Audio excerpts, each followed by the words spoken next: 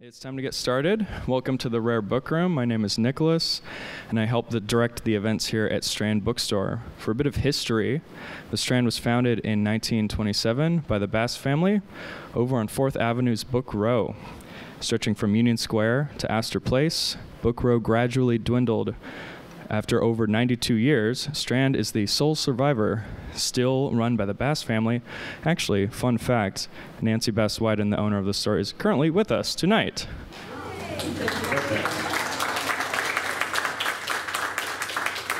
We still house new and used books, so give us a look-see after the event. We are open till 10:30. Tonight, I'm excited to welcome the prolific and award-winning author, Richard Russo, for the recent launch of his latest novel, Chances Are. Richard is the author of 8 novels, most recently his new novel, Chances Are, Everybody's Fool and That Old Cape Magic, 2 collections of stories, and the memoir Elsewhere. In 2002, he received the Pulitzer Prize for Empire Falls, which, like Nobody's Fool, was adapted to film in a multiple award-winning HBO miniseries. In 2016, he was given the Indie Champion Award by the American Booksellers Association, and in 2017, he received France's, I'm going to give my best attempt at this, Grand Prix de Littérature Américaine. Apologies if that was poorly pronounced. So without further ado, please join me in welcoming Richard and Chances Are to the Strand.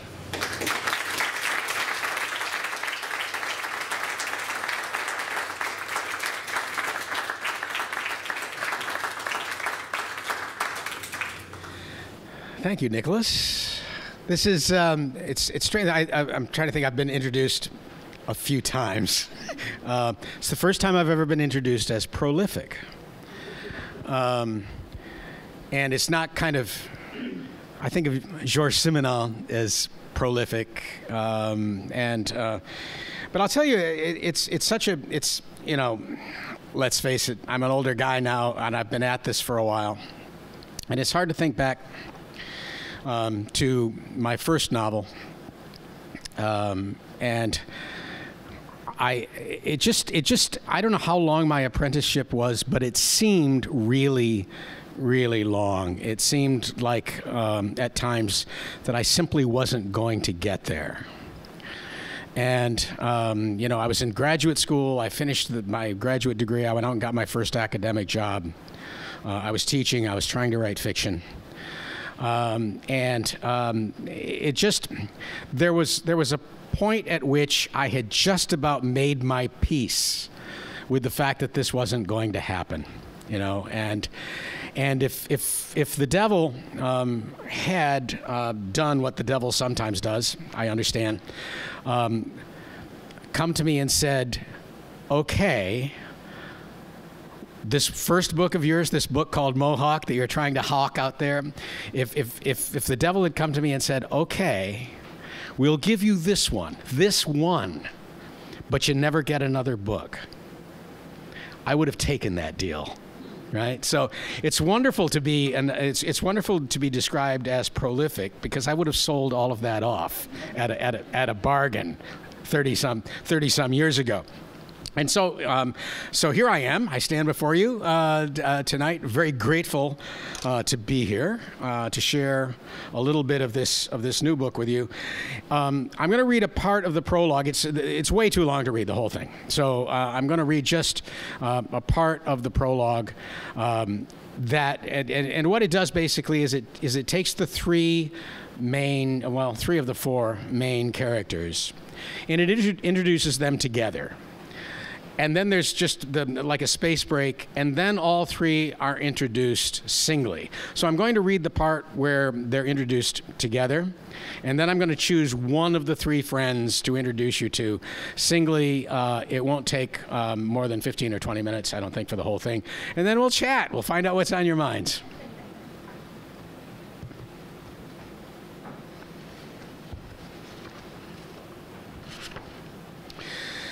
The 3 old friends arrived on the island in reverse. Can you all hear? Yeah, okay. The 3 old friends arrived on the island in reverse order, from farthest to nearest.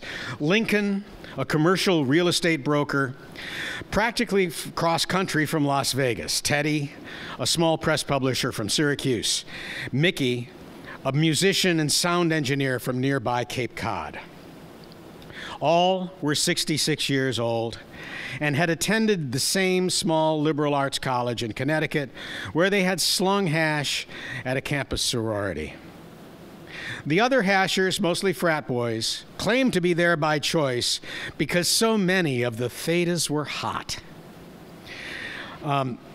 Whereas Lincoln, Teddy, and Mickey were scholarship students doing the job out of various degrees of economic necessity. Lincoln, as good-looking as any of the frat boys, was immediately made a face man, which meant donning a scratchy white waist-length jacket to serve the girls in the sorority's large dining room. Teddy, who had worked at a restaurant during his junior and senior years of high school, became a cook's helper, making salads, stirring sauces, plating entrees and desserts. Mickey, they took one look and escorted him over to the sink where a mountain of dirty pots sat piled alongside a large cardboard box full of off-brand scrubbers. Such was their freshman year. By the time they were seniors, Lincoln had been made head hasher and could offer both of his friends positions in the dining room. Teddy, who had had enough of the kitchen, promptly accepted, but Mickey said he doubted there was a serving jacket big enough to fit him in any way. He preferred remaining a kitchen slave to making nice with the fancy girls out front, since at least the galley was his own. Converging on the island 44 years later, all three were grateful for the educations they had received at Minerva, where classes had been small, their professors available and attentive. To the naked eye, it looked like many other colleges did in the late 60s and early 70s. The boys had long hair and faded jeans and psychedelic T-shirts. In dorm rooms, kids smoked dope, covered the smell with incense, listened to the Doors and Buffalo Springfield. But these were matters of style. To most of their classmates, the war seemed a long way off, something that was going on in Southeast Asia and Berkeley and on TV, but not coastal Connecticut. Editorials in the Minerva Echo were forever lamenting the lack of any real activism. "Nothing's happening here," one said, riffing on the famous song lyrics. Why that is ain't exactly clear. No place on campus was less rebellious than the Theta House. A few of the girls smoked weed and went braless, but otherwise the sorority was a protective bubble. And yet, it was here, far more than in their classes, that the real world began to reveal itself conspicuously enough that even 19-year-olds like Lincoln and Teddy and Mickey could not ignore it.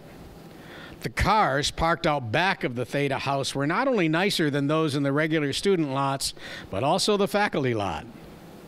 Stranger still, at least to young men who didn't come from wealth, the owners of these vehicles in the Theta lot did not feel particularly lucky to be at Minerva, or even to have parents who could afford the staggering tuition. Where they came from, Minerva was the natural extension of the first 18 years of their lives. Indeed, for many, this had been their safety school, and they spent their freshman year getting over the disappointment of not getting into Wesleyan or Williams or one of the Ivies. Though they had known the statistics on the grades and SATs required to get into these elite institutions, they were used to having other factors count too, things that you could neither talk about nor quantify, but that still caused doors to magically open. Anyway, Minerva was fine. At least they had gotten into the Theta House, was how they looked at it. Otherwise, they might as well have gone to UConn. On December 1st, 1969, the evening of the nation's first draft lottery, Lincoln convinced the house mother to let the hashers serve dinner a half hour early so that they could crowd around the tiny black and white TV in the back room where the hashers ate their meals. Given that their fates hung in the balance, the mood was strangely buoyant, at least in the beginning. Of the 8 hashers' birthdays, Mickey's came up first. ninth out of 366 possibilities, causing the others to break into a chorus of "O Canada," which might have gone over better if they had known more than the first two words of the song. Of the three friends, Lincoln's came next at 189. Better, but not safe enough, and impossible to make plans around. As the lottery continued, a relentless drumbeat of birthdays, April 1st, September 23rd, September 21st. The mood in the room grew more somber.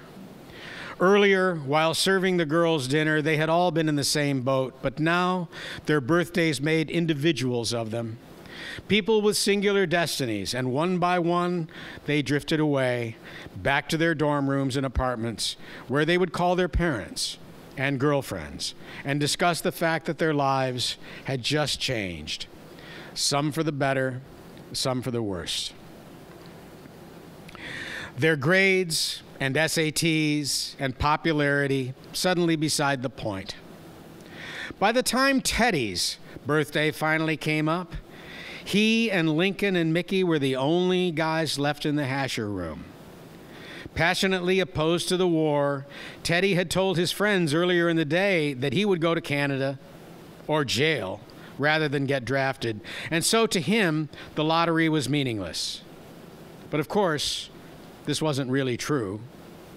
He didn't want to go to Canada, and he wasn't sure that when push came to shove, that he would have the necessary courage of his convictions to actually go to jail in protest.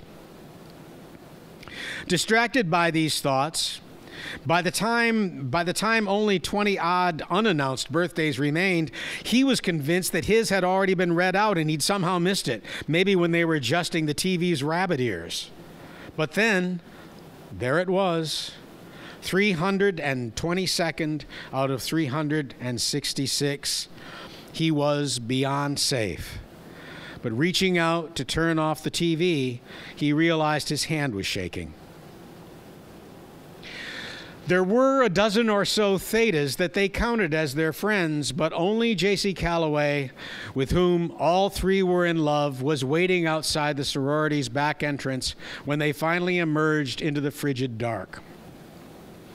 Once Mickey told her with that big, goofy grin plastered on his face that it looked like he was headed for Southeast Asia, she slid down off the hood of the car she had been sitting on, buried her face in his chest, hugged him close, and said into his shirt, "Those fuckers." Lincoln and Teddy, both luckier, on a night when that, and not smart, not rich, was what you wanted desperately to be, managed nonetheless to feel intense jealousy when they saw the girl of their collective dreams in Mickey's arms. Never mind the uncomfortable truth that she was already engaged to another young man entirely.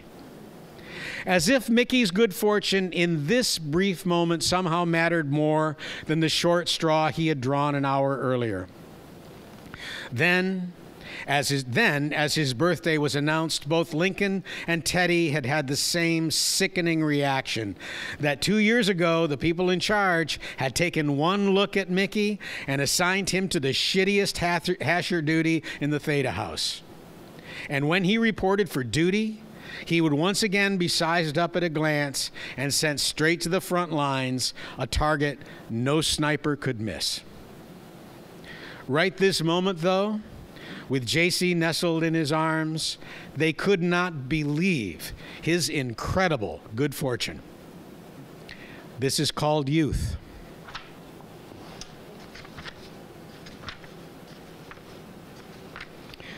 Okay, we're going to skip ahead now a few pages, and I'll introduce you to Mickey, the third of these three musketeers. Mickey Girardi was from a rough working-class neighborhood in West Haven, Connecticut, famous for bodybuilders, Harleys, and ethnic block parties. His parents were Irish and Italian, his old man a construction worker, his mother a secretary at an insurance agency. Both were deeply committed to assimilation. They flew the flag, and not just on the 4th. A veteran of the Second World War, his father could have taken advantage of the GI Bill, but he knew a guy who could get him into the pipe fitters union, which he figured was even better. Mickey was the youngest of 8. The other 7, all girls, and he was spoiled rotten in so many respects. Clothes bought especially for him, his own room right from the start. Okay, it was about the size of a closet, but so what? The family's house was large as it needed to be, but also modest, only 3 blocks from the beach, great in the summer when the cool winds came in off the water. When the wind changed direction, though, you felt like you were living under the nearby interstate. The traffic noise was so loud. Sunday dinners, you were home, and no excuses. Spaghetti with sausage and meatballs and pork shoulder braising in tomato sauce. Michael Sr.'s mother's recipe, handed down reluctantly to her Irish daughter-in-law. With 1 or 2 key ingredients left out for the sake of contrast. Family first, America second. Or maybe vice versa these days, with so many grubby long hairs always flashing their imbecilic peace signs. Everything else a distant third. For Mickey, music came first. His first job was sweeping up at a mall music store where he had seen a Fender Stratocaster in the window and fallen in love. After the guitar came an amp. In a band at age 13. By 16, sneaking into raunchy New Haven bars and sitting in with older guys whose girlfriends did not wear bras and seemed to enjoy revealing this fact by bending over in front of Mickey, who would later joke with Lincoln and Teddy that he had a hard-on for all of 1965. I catch you doing drugs with those guys, his father warned, and you're going to be the first kid in America ever beaten to death with a Fenson guitar. Fender, Mickey corrected him. Well, bring it here then, smartass. We'll do it right now. Save time. About the last thing in the world Mickey wanted to do was go to college. In school, he had always hovered between mediocre and piss poor. But all his sisters had gone or were going. And college was what his mother wanted. Community college. Live at home. That was the plan. Mr. Easy, his mother called him, always the path of least resistance. Mickey supposed she was right. He wasn't terribly ambitious. But he failed to see what was so wrong with staying in West Haven. With his sisters gone, there was plenty of room, except on Sundays and holidays. Unfortunately, even to go to community college, you had to take the SATs. So one Saturday morning, Mickey did. Not wanting to disappoint his mother by being the only kid ever rejected by a community college because of his SATs, he declined a gig the night before and actually got a good night's sleep. He figured it wouldn't kill him to try this once. Tuition was cheap. And if he did well enough to snag a few bucks to help with books and expenses, it had put him in good with his old man. When the results came back, his mother met his father at the door. "Have a look at this," she said, pointing to their son's score, which was in the top 2%. "The kid's brilliant." Since Mickey was the only kid in the room, his father looked around to make sure there wasn't another hiding somewhere. "Which kid?" he said. "This one," his mother said. "Your son." His father scratched his head. "This one right here?" "Yes, our Michael." His father studied the SAT results, then his wife, then Mickey, and then his wife again. "Okay," he said finally. "Who's the father? I've always wondered." The next day, Michael Sr. was still trying to work it out. "Take a walk with me," he said, grabbing Mickey's shoulder with a meaty paw. When they were down the block and out of earshot, he said, "All right, come clean. I promise I won't be mad. Who'd you get to take the test for you?" Mickey felt his left eye twitch. "You know what, Pop?" he said. Don't say it, his father warned. Fuck you, Mickey said, completing his thought.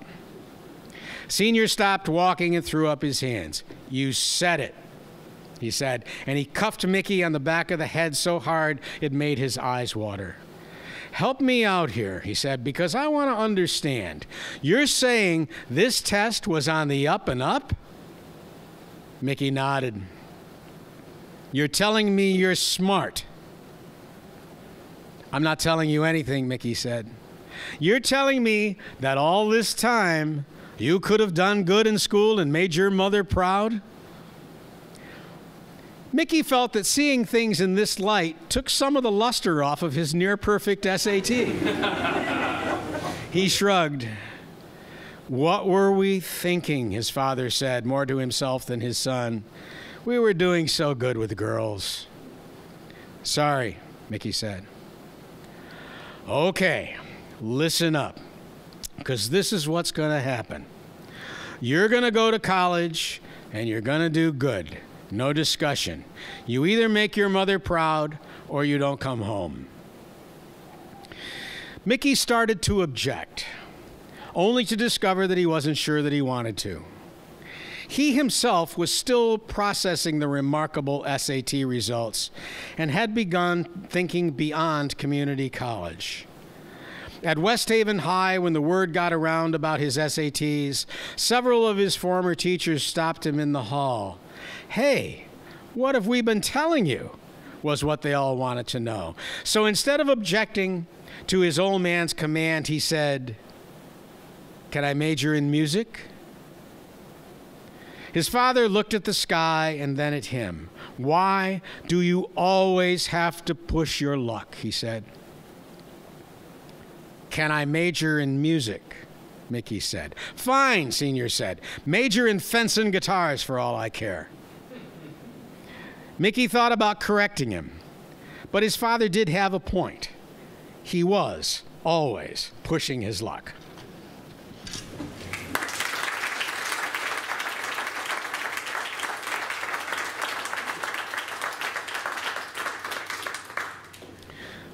Okay, we have a microphone that's going to be roving. If you would put up your hand, if you have a question, put up your hand, and the mic will come to you. If nobody has any questions, Nicholas is going to hand the mic to someone at random. I'll do it. Don't think I won't. Yeah, and he is just that sort of guy. So questions, what's on your mind? What would you like to talk about? Yes, up here in the front. Give me 1 sec. I'll come give this to you. Yeah. I'm not sure we need the mic, but we'll. Yeah. Yeah. Okay. As a writer, at what point do you read your work aloud to yourself? I almost never read my work aloud, and that's something that I have offered. That's advice that I have offered to many of my students back when I was teaching, because it does have a way of the ear and the eye are very different instruments, and especially when a young writer reads stuff aloud, the ear picks up things that the eye doesn't, and mistakes things that aren't quite working. Really show up. It's almost as if you're it's almost as if you're using a yellow magic marker on it. You read it out and especially beginning writers, they hear it and then they go back and revise on the basis of that. And it's a wonderful thing to advise, especially to younger writers. I think that the reason that I have never done it myself is that I'm already kind of overbalanced in that direction, in the sense that, all writers have strengths, and my eye and my ear has always been so much better than my eye. When I first started working in film, which was with Robert Benton, it's a wonderful movie of Nobody's Fool.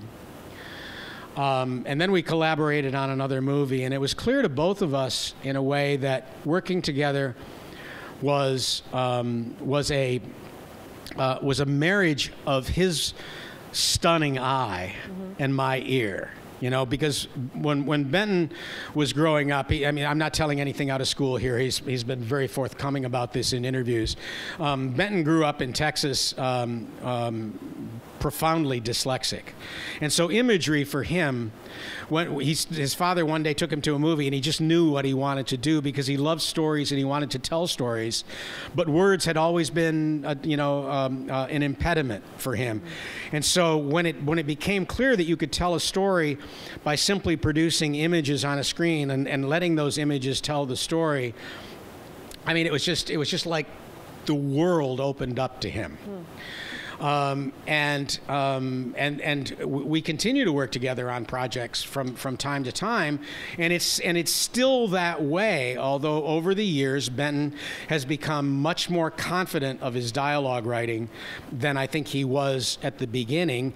And I, over now a 3-decade and more writing career, have gotten to the point where. It's like what you do with kids with lazy eye. You put a patch over the good eye so that the lazy eye has to work. Over the years, because I've realized how much stronger my ear is than my eye, I've forced myself to see more clearly than I was capable of seeing when I was a younger writer. But that said, still, my ear is that's how I learn about my characters. I let them speak to me, and they speak to me. It's almost unerring what they have to say, and so I've never felt that I had any real need to read it out loud, because even as I'm writing it, even as the words are appearing on the screen in front of me, I'm hearing as I just read. Michael Sr.'s, I kind of did a voice there because that's what I'm hearing. I'm hearing Michael Sr.'s voice. And so the words, especially in dialogue that appear on the page, I just don't need to. But many writers do. Well, your prose is very lyrical and it's beautiful. So well, thank you. thank you. Yeah. Yeah. Hi. Hi. Since you're talking about character, in most of your books, the setting, particularly place, whether it be a town or a bar or something, seems to become a character of its own. And so I'm wondering how your ear or your vision kind of produces these really rich characters in place. Do you all hear the question? It's about place. I've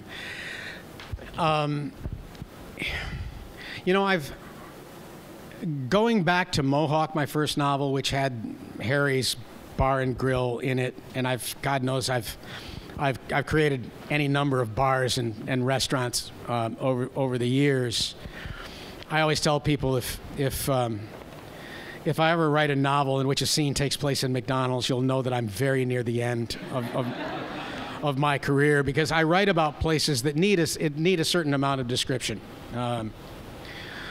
So yeah, I do take time to set my scenes, and to make clear that if you aren't in Harry's Bar, or if you aren't in the White Horse Tavern from Nobody's Fool, if you aren't in Miles' restaurant in Empire Falls, then yeah, you've kind of missed out, because this is a very particular place. You may have been to places like it, but it's worth my taking the time to describe it to you.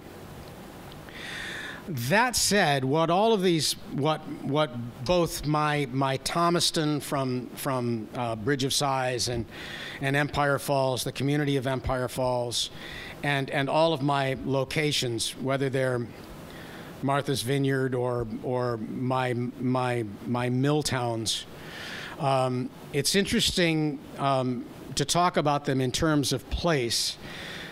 And I didn't know this as a younger writer, but when I went on the road with my novels, and I started talking with people who were reading them and connecting to them in some way, They'd say, "You're writing about my hometown," and I'd say, "Really? Where are you from?" And they'd say, "Jackson, Mississippi." Or they'd say, number one, they were talking about places I'd never been, but number two, they were somehow or other West Coast, East Coast, South, North. It didn't matter. There was some place in their lives that they connected to, and strangely enough, the specificity. It's one of the great mysteries of writing, I think, is that in storytelling, is that the more specific you make something, the more it connects to people who have not been there and have not seen that place. They just factor in all sorts of other things. No, they've never been there, but it reminds them of something. It reminds them of something in their own life. And when I was teaching writing, I mean, students would often say, "Well, I don't want to go into a lot of detail because I want it to be their bar, their place. I want it." But if you don't give them that level of kind of Faulknerian, Dickensian specificity, they can't. Somehow or other, you're not saying my place is different from yours. You're saying my place is similar to yours. And the other thing about place is that it's just so often, place and setting is just so often confused with class. And I know that the kinds of places that these people are talking about when they say you're writing about my hometown, but I also can tell just in a very short period of time in our conversation, I can imagine certain class assumptions about them too. That they've either done the kind of work that my characters have done, or they face the same kind of economic necessity that my characters have faced, and so class, matters of education, matters of money, matters of all the things that make up class.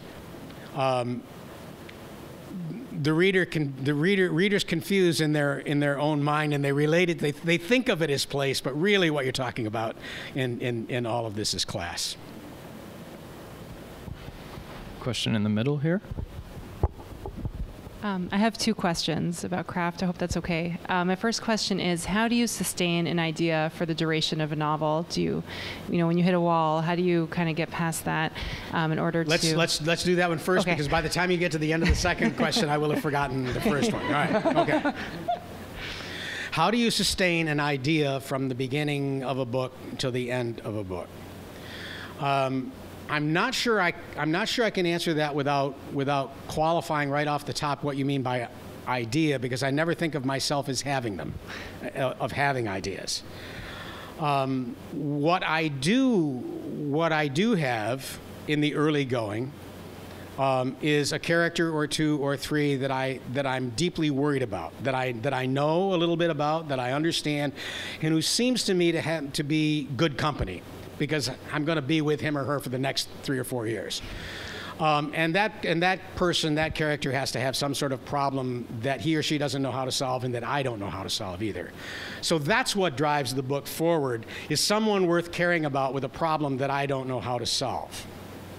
So that's where I begin. So it's not a matter of sustaining an idea, but I understand the question. I think I understand the question that you're asking, and how do you sustain that long arc of a novel from beginning to end.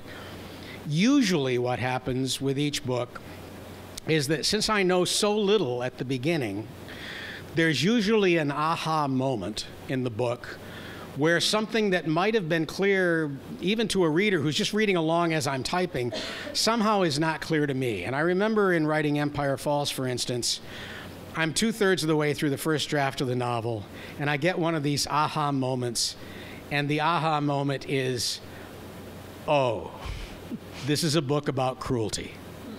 And if you'd asked me earlier on, what is Empire Falls about? I would say, well, it's about this guy whose marriage is falling apart, and he's deeply devoted to his daughter, and he wants to rescue her from an unsatisfying life that he's lived. And I would have told you probably some of the plot, some of the things that had already happened in the book. And yeah, it's true that the book was about all of those things, but thematically, I had not figured out yet what the book was about. Once you figure that out, you're not only primed to finish the book, but also to go back and revise it, because once you know that it's about, then you can go back and say, all right, this thing that I kind of glossed over now has to be expanded. And this other thing that I spent a long time on, that's another book, or that's another story, or that's something. So that gets picked out. The other thing, the light gets shown more brightly on this other thing. And so that's for me. If you had another writer here, you'd get a different answer to that question, I think. But that's how progress is made, and that's how you don't get bored. That's how you don't get lost. Thank you. Second question. Second Okay. question is, I guess, connected to what you said about character building. Yeah. I was wondering if you could speak a little bit about how is it that you get to know these characters? Do you sketch them out before? Do you let them organically grow on the page? How do you make them not all sound like you? You know, things like that. Yeah. How do I develop characters? I think it's more organic. I never sketch out anything. I never make notes. And I try not to be true to a good idea when a better one comes along. Those are the kind of parts of my Bible. I let them speak to me. I'm interested to hear what they have to say. But the most honest answer that I can give you is that I don't really understand how the mechanism works, and that's the good news. I think I don't know how this works. I don't know, and I don't want to get mystical about this, because when writers say, "Oh, I let my characters talk to me," or "Oh, they become real people and they dictate the story," that sounds mystical, and I know it's not that. It's more that these characters, all of them, are connected in some way to my experience of living, either to myself or to someone I love or to someone I've observed. And often it's from a fairly long time ago, and so they have to bubble. It's all me. It's not, God isn't whispering in my ear. The muses aren't whispering in my ear. There's nothing at all mystical about this.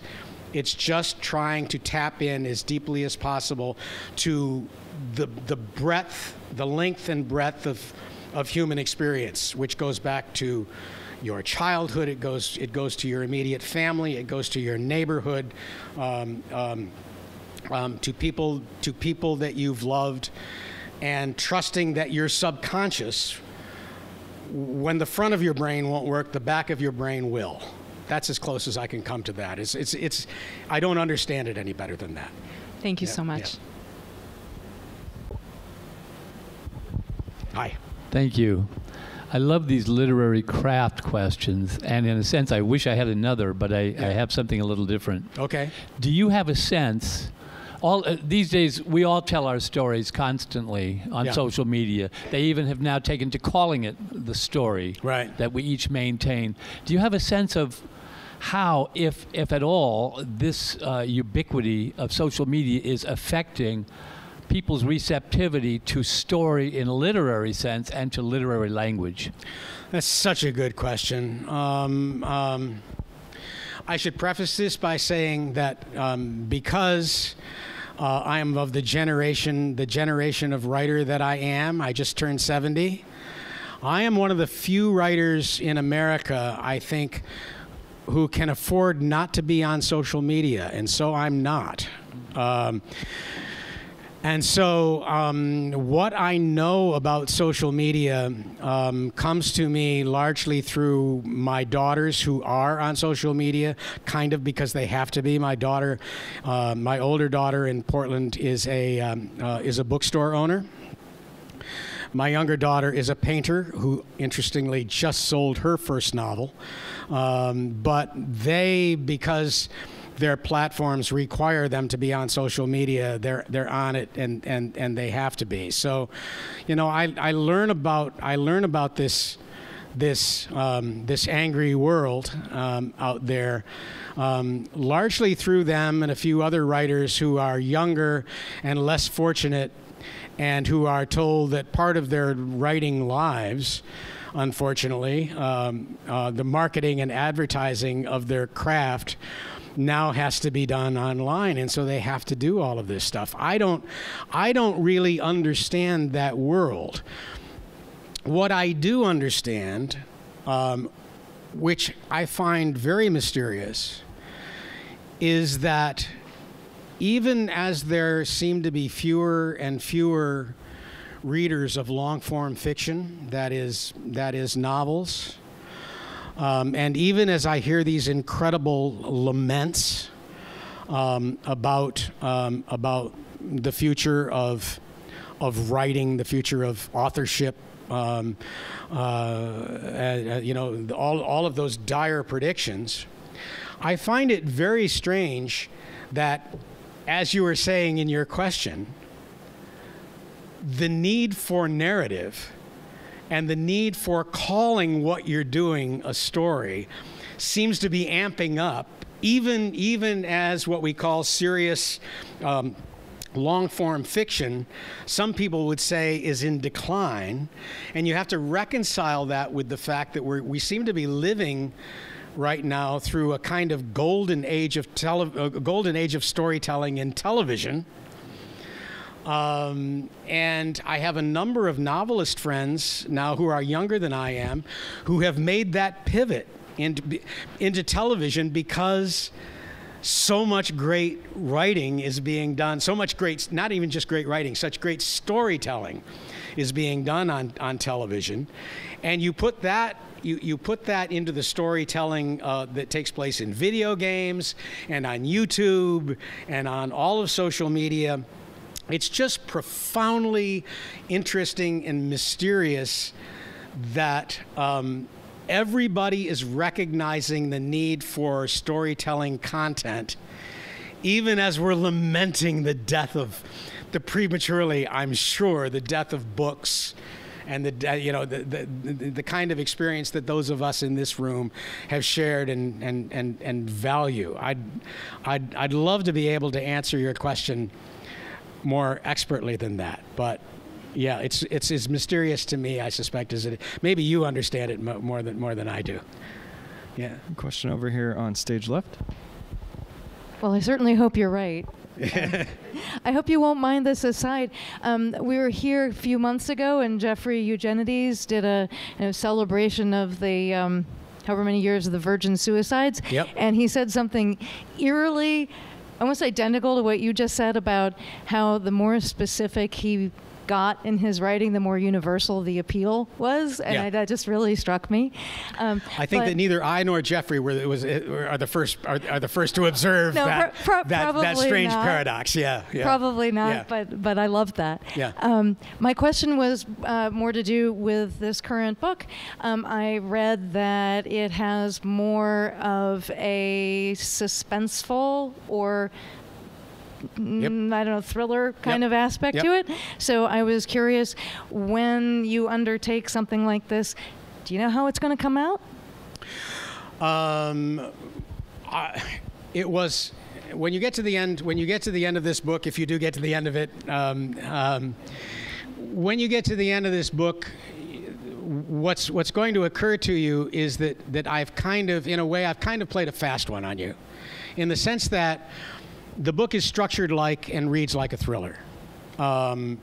You are presented with a dilemma that is very much like what happens in a mystery novel. Who killed Roger Ackroyd? And you spend when you in a thriller, in a mystery story, you're presented with something that simple, just a question.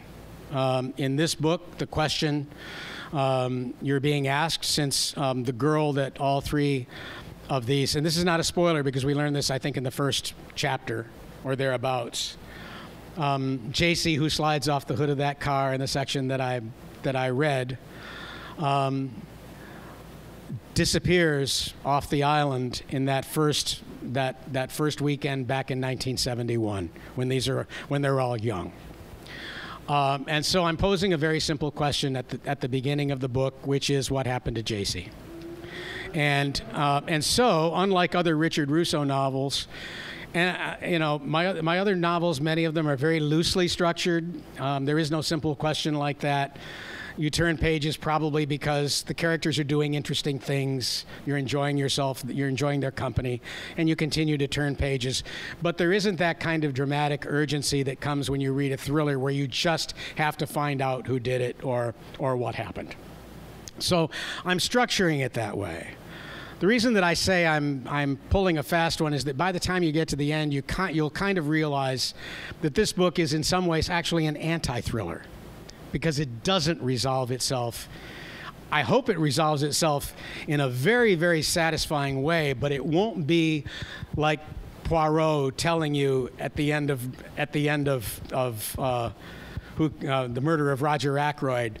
He's not going to be explaining. This is going to be a slow burn of a book, in which there are certain revelations. But what I did know at the beginning of this book, and what made me think I had to have a thriller kind of structure for the book, is that this is a book about secrets and lies, and it travels, I think, on two parallel tracks. I like this. I like this structure in movies. I like it in books.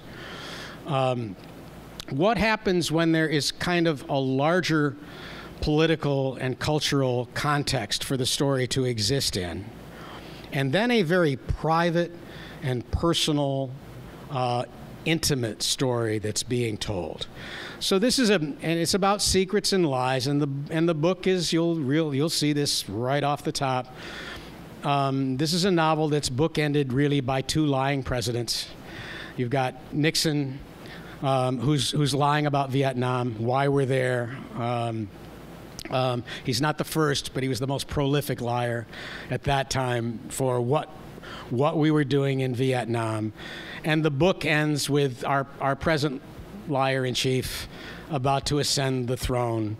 And so part of it, the book asks, is what is the cost of lies when they're told and in the larger, in the broader context of our political and cultural life? What is the cost of such lies to the very fabric of our nation? So it's a book about lies and secrets, and on that level. But the other level is very personal.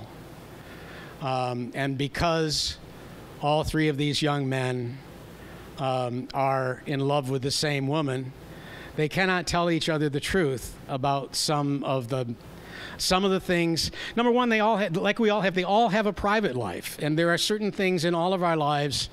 We don't open every door, do we? And so there's that. But at some point too, they must in some way deceive each other.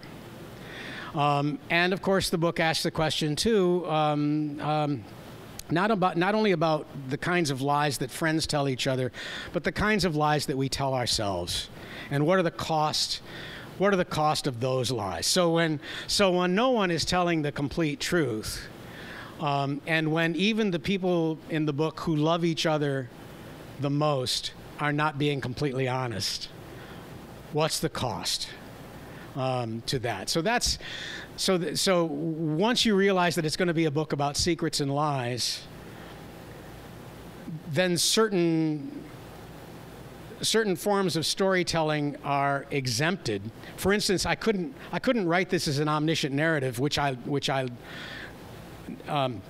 this could not be told in the way Bridge of Sighs or in the way Empire Falls was told, because an omniscient narrator knows everything, knows all the secrets. And this is a book that depends upon the secrets being leaked, a little pellet at a time, so that the reader thinks, oh, that doesn't seem right, but okay, it's a little thing, we won't worry about it, until the next little poison pellet is dropped, and you think, oh, I don't feel good about that at all. And you get to the point where you suddenly realize that there's just so much more at stake here for all of these characters than we thought. And so we think, oh, what else don't we know? What else is it? Just how bad is the news here? And of course, that doesn't get revealed until the end. Did I answer your question? Did you know how it was going to end? Yes and no.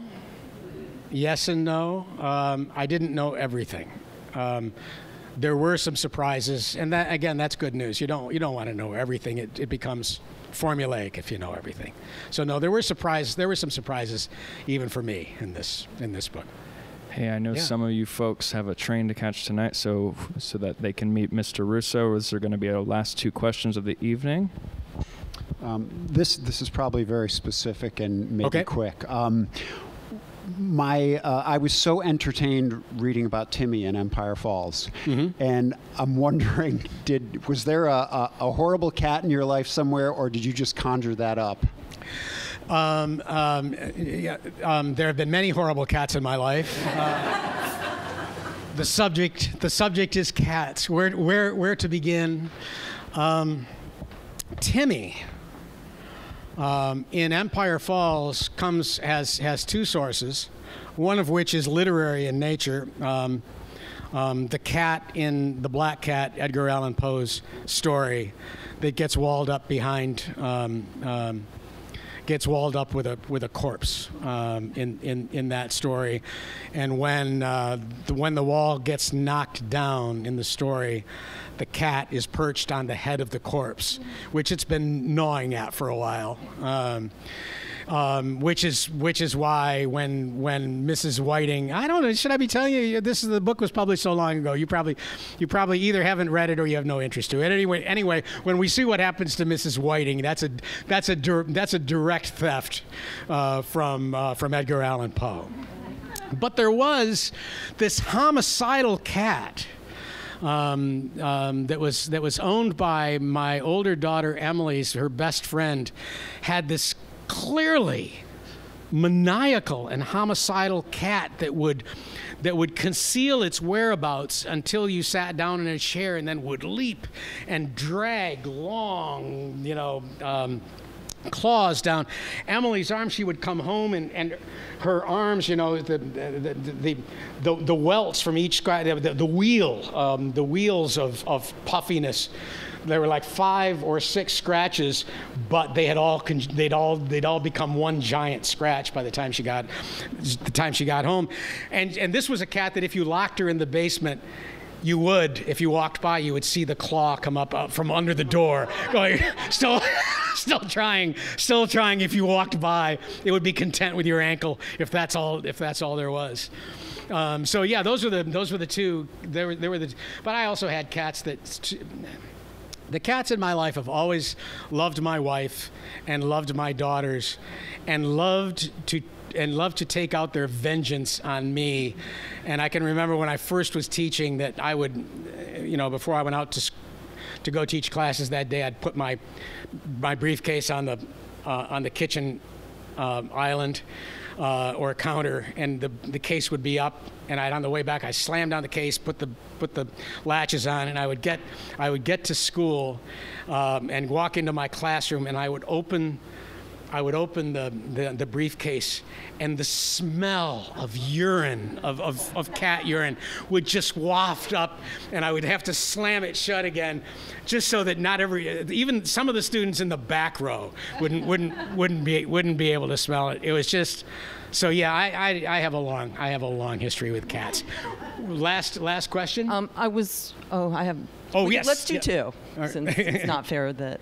Can you just comment on your level, what the business of publishing is like? I wonder, you use the same literary agent, and then are there lots of bidding wars for your works? And is there bidding wars now for movie rights and Audible books? And then I wonder, once you're settled on a publisher, do they dare even make any changes to your manuscript? Oh God. I'll take the last one first. I love to be edited. So anybody that makes me look smarter is my friend, and so I welcome all of that. I have what very few writers, young or old, have had in my career, and that is a kind of stability and consistency that comes from working with the same period over a very long, with the same people over a very long period of time. So I have had one literary agent, one book agent. I have a Hollywood agent for my script work. So I've had one literary agent and only 2 editors over a period of time, and really only one publisher, because my first book was a paperback original with Vintage. I then went in hardcover to Random House, and I've now been at Knopf for a very long time. I think my publisher, my editor, my agent knows that I have no interest in going anywhere else. I think other publishers understand, other agents understand that I'm with my agent for good. Other publishers know that it's really not worth their effort. If they wanted me to jump ship to another publisher, I think they all know by now that that's not going to happen. I work less in Hollywood right now because Hollywood is increasingly, especially the movie business, is increasingly kind of tentpole movies, and movies like Nobody's Fool, which was such a big hit that year. Major studios are not making movies like that anymore. Character-driven movies, they're few and far between. So my phone is not ringing off the hook at all. Even with Everybody's Fool, which you would have thought, given the success of Nobody's Fool, but by then Paul Newman was gone and Philip Seymour Hoffman was gone, and nothing ever came of that. I don't know whether something will come of this book or not, but you know, again, my books before were optioned long before they ever came out in print. People were getting copies of them somewhere, copies of the manuscript. I'm kind of interested in working in TV because there's so much good stuff out there, but no, I live a blessed life. Why would I unbless it? Yeah. Hi. Was there one final question right here? I just wanted to ask, like, what writers were a big influence for you, and if that's changed over the years. What writers influenced me? Well, when I was breaking in, one of the principal difficulties that I had trying to find my own voice, my own subject matter when I was breaking in, is that I was breaking in at a point when what we now call, or what we probably called then, was metafiction, so. The John Barths of the world, and Borges, and Italo Calvino, and Stanley Elkin here, and the Bartholomews. When I was in graduate school, that's what everybody was reading. And I was kind of weaned on 19th century novelists. So it was Dickens and the Brontes, and on this side of the pond, Twain and. Twain and Fitzgerald and Melville, and those were my heroes. So for me, it was a question of finding those writers out there, and many of them were kind of writers, but who were not necessarily household names. For me, I held on to when I was trying to break into writing and becoming a writer myself. I held on to Richard Yates like a life rope, because he, as much as anybody, seemed to be telling me that the kinds of people that I wanted to write about were, in fact, important. One of the few rules I have in life, both as a man and as an artist, is that there is no such thing as a small life. And Richard Yates just made me understand that. I knew it intellectually, but reading his stories made me understand that people who are below the radar and who live in out-of-the-way places. Raymond Carver, a little bit later, did that as well. And so somehow between those writers who were more contemporary and gave me hope, combined with my just continuing devotion to the great 19th and 20th century authors, the Willa Cathers and the Dickens and Twain, Fitzgerald. Those continue to be my touchstones when I try to be worthy of someone, knowing full well that I can't. Those are the people that I continue to turn to. You've been a wonderful audience tonight. Thank you so much for being here.